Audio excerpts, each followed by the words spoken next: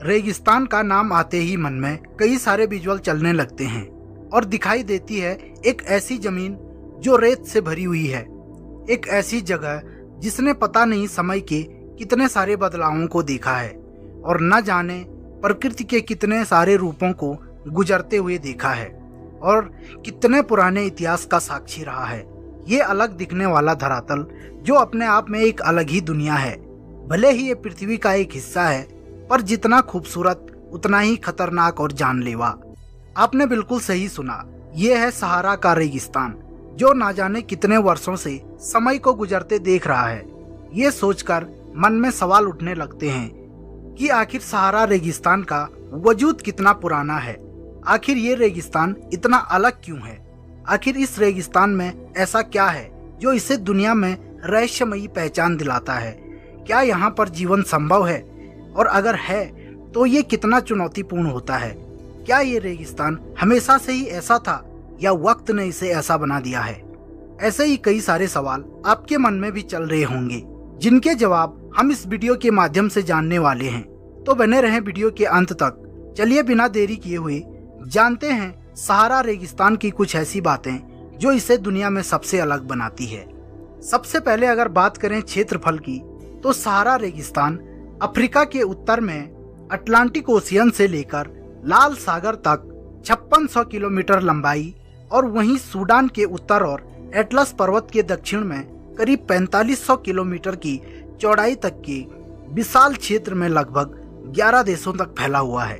ये रेगिस्तान इतना बड़ा है कि अफ्रीका महाद्वीप का एक बड़ा भूभाग ये अकेले ही कवर करता है।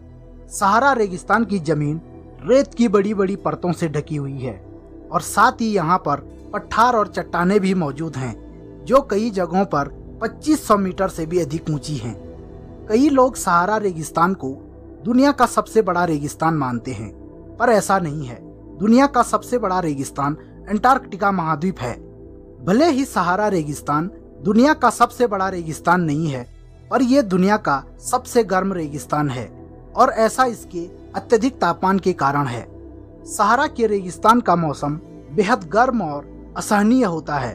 दिन के समय यहाँ पर झुलसा देने वाली गर्मी पड़ती है और तापमान 50 डिग्री सेल्सियस से अधिक पहुँच जाता है और वहीं रात के समय तापमान 0 डिग्री से नीचे पहुँच जाता है, जो यहाँ पर जीवन को अत्यधिक मुश्किल और नामुमकिन बना देता है।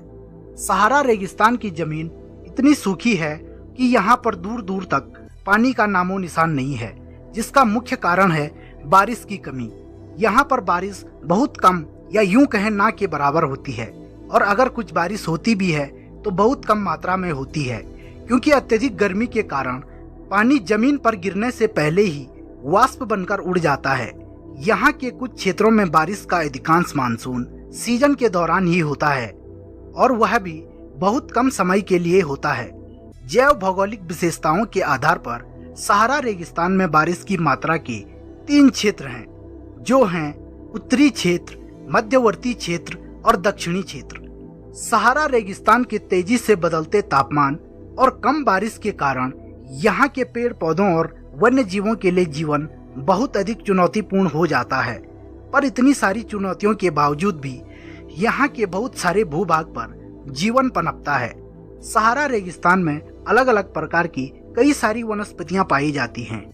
अत्यधिक तापमान और कठिन पर्यावरण के कारण यहाँ पर पौधों की गिनती करना थोड़ा मुश्किल है, पर इसके बावजूद यहाँ पर अनुमानित रूप से लगभग 2800 प्रकार के पेड़ पौधे पाए जाते हैं, जिनमें आकाशिया, डेसर्ट रोज, डेसर्ट पॉपुलर, गोफर और तामारिस्क जैसे प्रमुख प्रकार शामिल हैं। सहारा का अधिकतर हिस्सा बंजर और रेत से भरा हुआ है, पर अगर बात करें यहाँ के वन्य जीवन की, तो सहारा के रेगिस्तान में कई प्रकार के जीव जंतु पाए जाते हैं, जिनमें से प्रमुख हैं डेजर्ट फॉक्स, कई प्रकार के पक्षी, साथ ही ऊंट, कछुए, लकड़बग्घे, सियार, कैप खरगोश और कई प्रकार की लोमड़ियां भी यहाँ पर देखने को मिलती हैं और साथ ही बिच्छू और विभिन्न प्रकार के सांप और सरीसृप भी सहारा रेगिस्तान में देखने को मिलते हैं।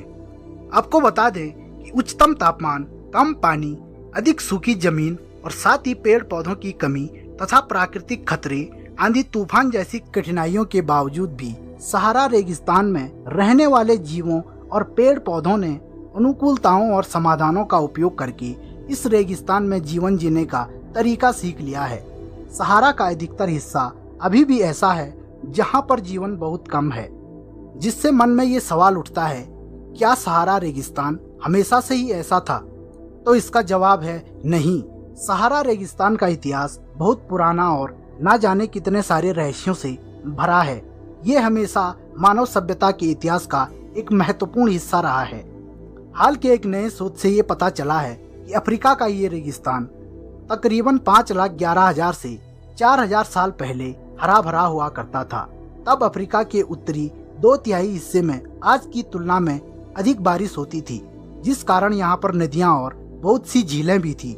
ऐसा माना जाता है कि यहाँ पर दरियाई घोड़े और जिराफ रहा करते थे और साथ ही मछुआरों की बड़ी मानव आबादी झील के किनारे रहती थी और जीवन जीती थी।